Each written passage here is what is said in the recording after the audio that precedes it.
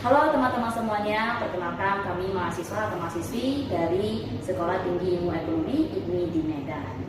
Terima kasih kepada Bapak dosen F. Rijal Adi Lubis yang telah memberikan kesempatan kepada kami untuk membawakan topik video pembelajaran ini dengan tema konsep sistem informasi manajemen. Video ini beranggotakan 5 orang. Perkenalkan, nama saya Erika Kristanto. Saya Yuliana Jamili. Saya Isi Kampo. Dan saya Tommy. Saya Michelle.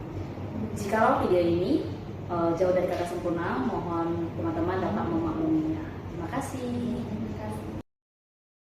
Oke, jadi judul yang akan kami bawakan adalah tentang konsep sistem informasi manajemen.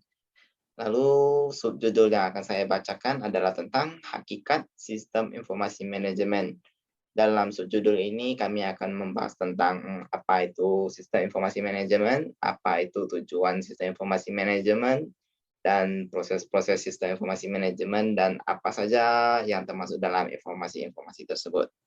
Jadi langsung saja, pengertian dari sistem informasi manajemen adalah suatu sistem yang dirancang untuk menyediakan informasi guna mendukung pengambilan keputusan pada kegiatan manajemen, baik dalam perencanaan, penggerakan, pengorganisasian, dan pengendalian dalam organisasi. Lalu namun menurut O'Brien pada tahun 2002, sistem informasi manajemen adalah sistem terpadu yang menyediakan informasi untuk mendukung kegiatan operasional, manajemen, dan fungsi pengambilan keputusan dari suatu organisasi. Lalu tujuan dari sistem informasi manajemen tersebut adalah agar organisasi dapat memiliki suatu sistem yang dapat diandalkan dalam mengolah data menjadi informasi yang bermanfaat dalam pembuatan keputusan manajemen, baik yang menyangkut keputusan-keputusan rutin maupun keputusan-keputusan strategis. Oke, jadi selanjutnya akan dibahas oleh teman saya, Michelle. Silakan. Komponen-komponen dalam sistem informasi manajemen. Yang pertama ada input. Input dapat mewakili data-data dalam sistem informasi. Input juga termasuk dalam metode atau media yang digunakan untuk merangkup atau menangkap data-data yang digunakan. Contoh, dokumen-dokumen dasar. Dilanjutkan dengan processing. Dalam tahap ini memerlukan beberapa komponen-komponen seperti software, hardware, networking, dan basis data. Yang terakhir dilanjutkan dengan output. Hasil dari sistem informasi adalah keluaran yang merupakan informasi yang berkualitas atau dokumentasi yang berguna untuk semua pemakaian sistem. Sistem informasi manajemen merupakan kumpulan dari sistem informasi dan bergantung kepada besar kecilnya suatu organisasi yang terdiri atas sistem informasi sebagai berikut. Yang pertama, sistem informasi akuntansi yang menyediakan informasi dan transaksi keuangan. Kedua, sistem informasi pemasaran.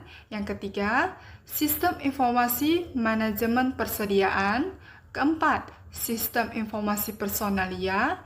Kelima, sistem informasi distribusi. Keenam, sistem informasi pembelian. 7. Sistem informasi kekayaan. 8. Sistem informasi analisis kredit.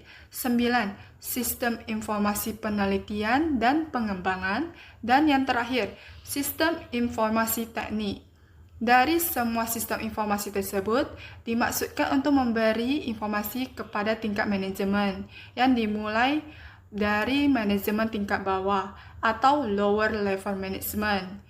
Dari tingkat menengah, ada manajemen tingkat menengah atau middle level management. Yang paling atas, top level management atau manajemen tingkat atas. Baik, saya akan melanjutkan membahas ruang lingkup sistem informasi manajemen. Pertama, meningkatkan aksesibilitas data yang tersaji secara cepat dan akurat bagi para pemakai tanpa harus adanya perantara sistem informasi.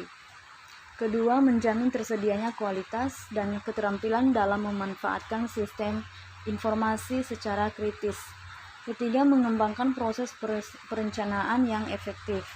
Keempat, mengidentifikasi kebutuhan akan keterampilan pendukung sistem informasi. Kelima, menetapkan investasi yang akan diarahkan pada sistem informasi. Keenam, mengantisipasi dan memahami konsekuensi.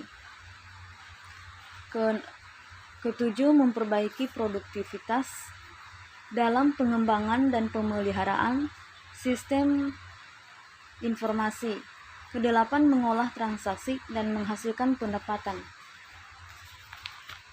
Walaupun demikian, sistem informasi manajemen dapat memberikan dampak bagi lingkungan sosial, seperti pengurangan tenaga kerja, sehingga dapat menambah angka pengangguran. Dengan adanya sistem informasi manajemen, maka manusia menjadi ketergantungan sehingga mengesampingkan rasionalitasnya. Selanjutnya, peran sistem informasi. Pertama, yaitu meningkatkan efisiensi operasional. Investasi dalam teknologi sistem informasi dapat menolong operasi perusahaan menjadi lebih efisien. Efisiensi operasional membuat perusahaan dapat menjalankan strategi keunggulan biaya. Kedua, memperkenalkan inovasi dalam bisnis. Penggunaan ATM dalam perbankan merupakan contoh yang baik dari inovasi teknologi sistem informasi. Dengan adanya ATM, bank-bank besar dapat memperoleh keuntungan strategis melebihi pesaingnya. Ketiga, membangun sumber informasi strategis. Oke, selanjutnya komponen sistem informasi manajemen. Nah, dalam komponen sistem informasi secara fungsional itu ada 5 sistem. Dan apa-apa saja? Ada sistem administrasi dan operasional, sistem pelaporan manajemen sistem, ada sistem database, sistem pencarian, dan manajemen data. Oke, mari kita kupas dulu yang pertama, yaitu sistem administrasi dan operasional. Sistem ini melaksanakan kegiatan rutin seperti bagian personalia, administrasi, dan sebagainya yang telah ditentukan prosedurnya. Sistem ini harus diteliti terus-menerus agar perubahan dapat diketahui. Next, yang kedua, sistem pelaporan manajemen sistem. Sistem ini berfungsi untuk membuat dan menyampaikan laporan yang bersifat periodik kepada pengambil keputusan atau manajer. Terus yang ketiga, sistem database. Sistem ini berfungsi sebagai tempat penyimpanan data informasi oleh beberapa unit organisasi.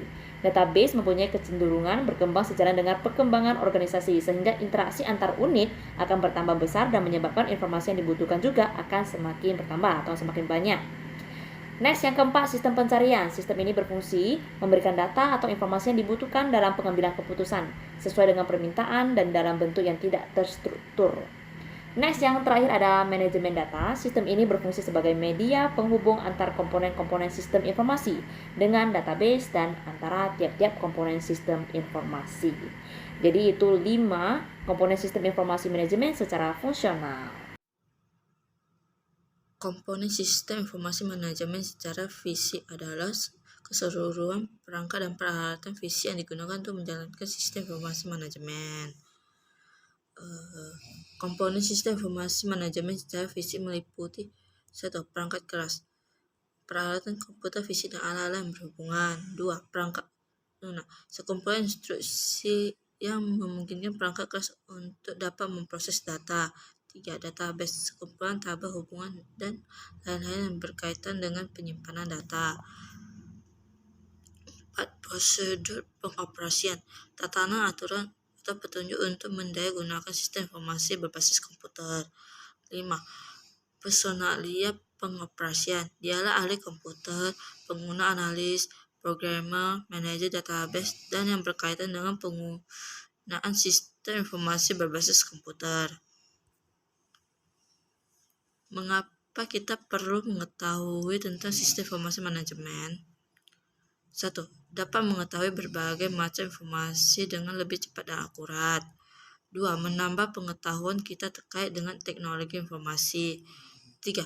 Membantu manajemen menyiapkan data dalam mengambil keputusan.